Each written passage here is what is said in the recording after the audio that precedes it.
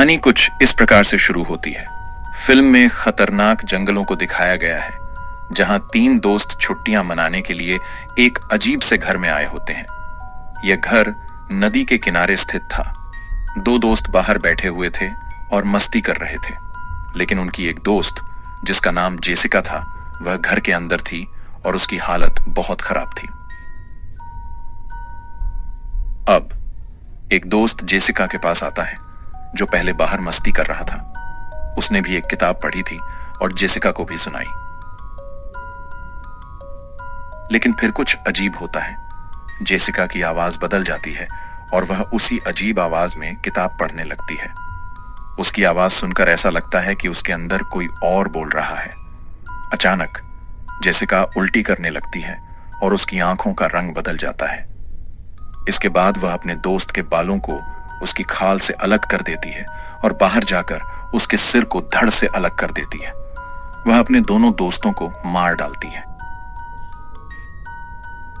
इसके बाद हम देखते हैं कि जेसिका हवा में उड़ने लगती है और उसका एक दोस्त, जो यह सब देखकर रो रहा था, वह समझ नहीं पाता कि जेसिका कौन थी और यह सब उसके दोस्तों के साथ क्यों हुआ। यह सब जानने के लिए हमारी कहानी एक दिन पहले चली जाती है, जहां से यह सब शुरू हुआ था। हम एक पुरानी इमारत को देखते हैं और उसमें एक अपार्टमेंट में एक महिला, जिसका नाम एली था, अपने पति से अलग होकर बच्चों के साथ रहती थी। एक रात एली की बहन बेथ उसके घर आती है।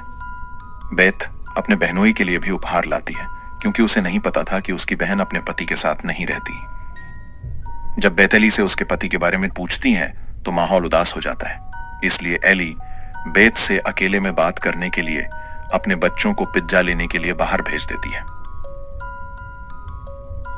जब बच्चे पिज्जा लेकर वापस आ रहे होते हैं तो भूकंप आता है और तीनों बच्चे कार पार्किंग में बैठ जाते हैं। कुछ समय बाद सब कुछ ठीक हो जाता है, लेकिन एली का बड़ा बेटा डैनी देखता है कि भूकंप के कारण कार पार्किंग में एक बड़ा गड्ढा हो गया है। डैनी उस गड्ढे के अंदर जाकर देखता है कि वहां कुछ किताबें और रिकॉर्डेड ऑडियो टेप्स हैं। टेप्स पर भाग 1, 2 और 3 लिखा होता है। डैनी को वहां कुछ पुजारियों की तस्वीरें, कई पवित्र क्रॉस और यीशु मसीह की एक मूर्ति भी मिलती है। इससे यह स्पष्ट होता है कि किसी बुरी ताकत को कैद करने के लिए वहां एक अनुष्ठान किया गया था। वहां उसे एक किताब भी मिलती है जो कपड़े में लिपटी होती है। डैनी उस किताब को अपने साथ ले आता है, बिना कुछ जाने। वहां एली बच्चों के बारे में चिंतित होती है, क्योंकि उसने टीवी पर सुना था कि भूकंप के कारण आसपास की इमारतें क्षतिग्रस्त हो गई हैं। एली अपने पड़ोस के एक लड़के से मदद मांगती हैं और एक बूढ़ी औरत भी वहां होती है। थोड़ी देर बाद एली के बच्चे लिफ्ट से घर लौट आते हैं। एली उन्हें डांटती है और बताती है कि भूकंप के दौरान लिफ्ट का इस्तेमाल नहीं करना चाहिए। वह खुद कपड़े धोने के लिए लिफ्ट से नीचे जाने लगती है। डैनी अपनी किताब और ऑडियो टेप्स को अपने कमरे में ले जाता है और किताब को खोलने की कोशिश करता है, लेकिन वह नहीं खुलती, क्योंकि वह तेज दांतों से ढकी हुई थी। किताब को देखकर ऐसा लगता था मानो वह किसी का चेहरा हो। तभी डैनी की उंगली उन तेज दांतों में फंस जाती है और उससे खून बहने लगता है, जो किताब पर गिर जाता है। हैरानी की बात यह थी कि किताब खून को अंदर सोख लेती है और तभी किताब खुल जाती है। किताब में अजीब चित्र होते हैं, जैसे कोई जादू कर रहा हो। डैनी किताब नहीं पढ़ता, लेकिन वह ऑडियो टेप्स सुनने लगता है। पहले टेप में एक पुजारी बता रहा होता है कि उन्होंने इस किताब के बारे में अपने दोस्तों के साथ जानने की कोशिश की थी, जिसमें एक अजीब तरह के जादू के बारे में बताया गया है। अब अगली बात दूसरे टेप में थी। जब डैनी इसे बजाता है तो उसमें पुजारी किताब के बारे में बता रहा होता है कि उन्हें यह किताब कहां से मिली थी। अचानक रेडियो से एक राक्षसी आवाज सुनाई देने लगती है, जैसे कोई काली शक्ति उसमें कैद हो और बाहर आने की कोशिश कर रही हो। डैनी टेप को बंद करने की कोशिश करता है, लेकिन वह नहीं कर पाता। तभी हम देखते हैं कि वह काली शक्ति टेप से बाहर निकलकर लिफ्ट में एली के अंदर आ जाती है। एली की हड्डियां टूट जाती हैं और उसे बेरहमी से मारती है। डैनी टेप को रोकने की कोशिश करता है, लेकिन वह नहीं कर पाता। इसी बीच उनके घर की बत्तियां भी चली जाती हैं और किताब के पन्ने अपने आप पलटने लगते हैं। जब एली की बेटी बत्तियां चेक करती है तो पूरे घर में बत्ती जल रही थी सिवाय उनके घर के। इसका मतलब था कि जो कुछ भी गलत हो रहा था वह सिर्फ उनके घर में हो रहा था। कुछ समय बाद एली वापस अपने घर लौटती है, जो थोड़ी ठीक लग रही थी, और वह चलकर घर आई थी। लेकिन कुछ देर पहले हमने देखा था कि एली के अंदर की काली शक्ति ने उसकी हड्डियां तोड़ दी थी। लेकिन अब एली बिल्कुल ठीक चल रही थी। वह रसोई में जाकर अंडे पकाने लगती है। जब उसकी बहन उसे बुलाती है तो वह उल्टी करने लगती है और अजीब व्यवहार करने लगती है। जब एली होश में आती है तो बस इतना कहती है कि वह मेरे अंदर है, मेरे बच्चों को उससे बचाओ। यह कहकर वह बेहोश हो जाती है और गिर जाती है। एली की बहन और उसके बच्चे उसे अस्पताल ले जाते हैं, लेकिन सभी को लिफ्ट में जाने से डर लगता था और भूकंप के कारण सीढ़ियां भी टूट चुकी थीं। फिर भी वे सब मिलकर एली को कमरे में रखते हैं। अब वही पड़ोसी लड़का जिससे एली ने अपने बच्चों को खोजने के लिए मदद मांगी थी, वह एली की आंखें बंद करता है, लेकिन वे फिर से खुल जाती हैं। वह फिर से आंखें बंद करता है और वे फिर से खुल जाती हैं। सभी एली के लिए प्रार्थना करते हैं क्योंकि उन्हें लगता है कि वह मरने वाली है। फिर उसकी बहन उसके पास बैठती है और बताती है कि वह उससे कितना प्यार करती है। तभी बेत के फोन पर एक घंटी बजती है, जो किसी और की नहीं बल्कि एली की होती है। वह अपनी बहन को बता रही होती है कि उसका शरीर जल रहा है, कोई उसे बचाए, और फिर वह जिंदा हो जाती है। जब बेथ ने अपनी बहन के शरीर को छुआ तो उसका शरीर सच में गर्म था। ऐसा लग रहा था जैसे उसका शरीर जल रहा हो। फिर बेथ उसे बाथटब में ले जाती है। अचानक एली पानी से बाहर निकलती है और दीवार पर चलने लगती है और इतनी जोर से चीखती है कि सभी बेहोश होने वाले थे। उसी समय बाथरूम में पानी भी उबलने लगता है। एली एक एक करके सभी पर हमला करती है। वह अपनी बेटी को मारने की कोशिश कर रही थी। तभी उसका बेटा डैनी उसे अलग कर देता है, क्योंकि उसे पता था कि उसकी मां के अंदर कोई काली शक्ति है। वह पड़ोसी की आंखें निकाल लेती है और उन्हें दूसरे पड़ोसी के मुंह में फेंक देती है। इसका फायदा उठाकर बेत अपार्टमेंट के दरवाजे बंद कर देती है। उसके साथ एली के बच्चे भी होते हैं। अब बेत एक छेद से देखती है।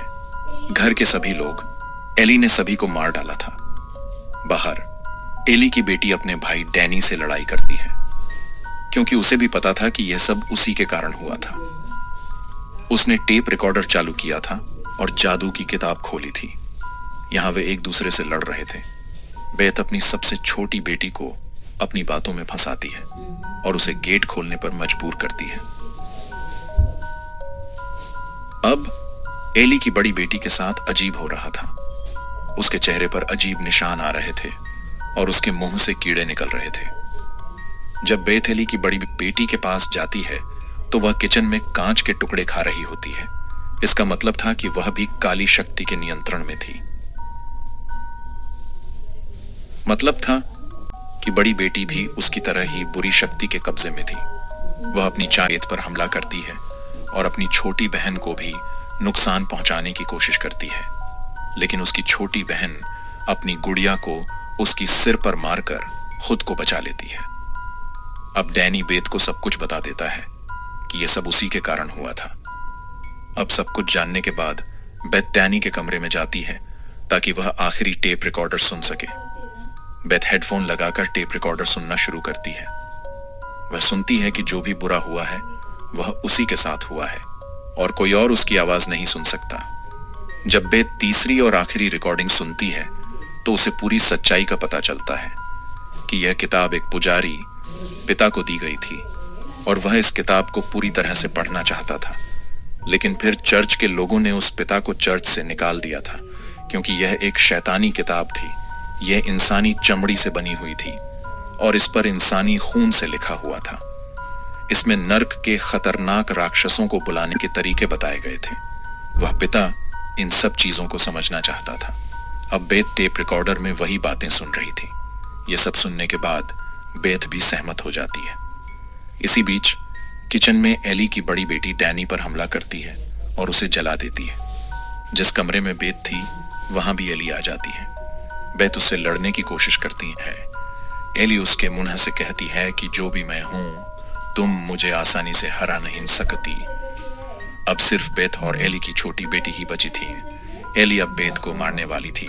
तभी एली की छोटी बेटी बेथ को एक कैंची देती है, जिसे बेथ एली के मुंह में डाल देती है, जिससे वह कुछ समय के लिए रुक जाती है। बेथ दरवाजा तोड़ने के लिए बंदूक का इस्तेमाल करती है, लेकिन तभी एली फिर से उठ खड़ी होती है। बेथ एली पर गोली चला टांग पर लगती है। एली अपनी मीठी बातों में फंसाकर अपनी छोटी बेटी को फंसाने की कोशिश करती है, लेकिन उसकी छोटी बेटी उसे सुनकर कहती है, तुम मेरी मां नहीं हो। अब एक एक करके जिन लोगों को एली ने मार दिया था, वे सभी फिर से जिंदा होने लगते हैं और कहते हैं कि कोई भी शाम तक नहीं बचेगा। बेथ और एली की छोटी बेटी के पास भागने का कोई और तरीका नहीं बचता, लेकिन लिफ्ट बंद थी और दरवाजा भी बंद था और चाबियां लिफ्ट में फंसी हुई थीं, क्योंकि जब एली पर कब्जा हुआ था तो उसके हाथ में ये चाबियां थीं। एली की बेटी अब चालाकी से लिफ्ट चालू करके चाबियां निकाल लेती है और लिफ्ट भी चलने लगती है। लेकिन हम देखते हैं कि एली की बड़ी बेटी और डैनी, जो मरने के बाद राक्षसों के नियंत्रण में आ गए थे, वे खुद को लिफ्ट से जोड़ लेते हैं, जिससे अब जब लिफ्ट चलती है तो उनका खून उसमें बहने लगता है। जैसे जैसे लिफ्ट नीचे आ रही थी, खून भी बढ़ता जा रहा था। वहीं उसकी किताब का पृष्ठ भी पलट जाता है, जिसमें एक अजीब प्रकार का प्राणी होता है, और इसी बीच एली भी उस प्राणी में बदल जाती है। जैसे ही लिफ्ट नीचे आती है, खून भी बाहर निकल आता है। बेथ और एली की छोटी बेटी खून में लथपथ कार में बैठ जाती हैं, लेकिन उनके सामने फिर से एली आ जाती है, जो अब अपने शैतानी रूप में होती है। वह उसकी छोटी बेटी पर हमला करती है।